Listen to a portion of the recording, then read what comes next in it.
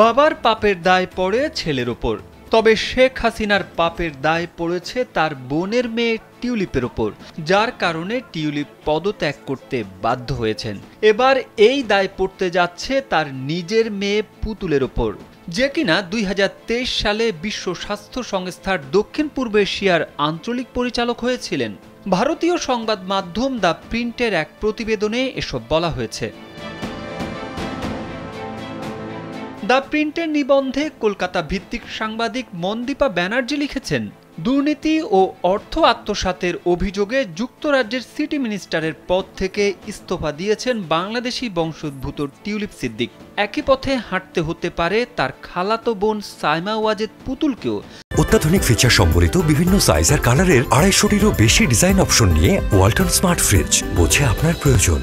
তাকে ছাড়তে হতে পারে বিশ্ব স্বাস্থ্য সংস্থা WHO দক্ষিণ পূর্ব এশিয়ার আঞ্চলিক পরিচালকের পদ। কারণ অভিযোগ রয়েছে বাংলাদেশের ক্ষমতাচ্যুত সাবেক প্রধানমন্ত্রী শেখ হাসিনার হস্তক্ষেপেই যোগ্য প্রার্থীকে বাদ দিয়ে বিশ্ব স্বাস্থ্য সংস্থার পদ বাগিয়ে নেন তার মেয়ে সাইমা ওয়াজেদ পুতুল। সে কারণে এবার পুতুলও চাপের মুখে পড়তে যাচ্ছেন।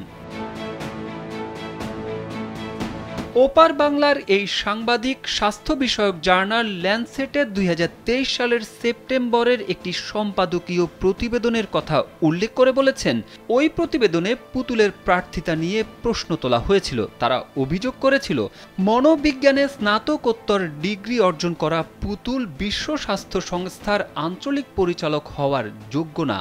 অভিজ্ঞ ও যোগ্য প্রার্থীকে বাদ দিয়ে শুধু স্বজনপ্রীতির কারণে তিনি মনোনয়ন পান। এমন স্বজনপ্রীতি বিশ্ব স্বাস্থ্য সংস্থার গ্রহণযোগ্যতা নষ্ট করবে। এছাড়া ২০২৩ সালে ব্রিটিশ সংবাদ মাধ্যম ফিনান্সিয়াল টাইমসও পুতুলের যোগ্যতা নিয়ে প্রশ্ন তুলেছিল। এতে বলা হয়, আঞ্চলিক পরিচালক পদের জন্য সাইমা ওয়াজেদ পুতুলের সঙ্গে আরেকজন প্রার্থী ছিলেন নেপালের শম্ভু আচার্য।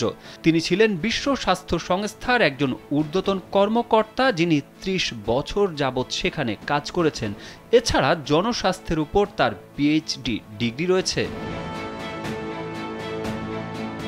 দ্য প্রিন্টের প্রতিবেদনে বলা হয়, বাংলাদেশের দুর্নীতি দমন কমিশন দুদক তদন্ত শুরু করেছে যে পুতুল কিভাবে চাকরি পেলেন, তার নিজের যোগ্যতা ভিত্তিতে নাকি প্রধানমন্ত্রী হিসেবে মায়ের হস্তক্ষেপে।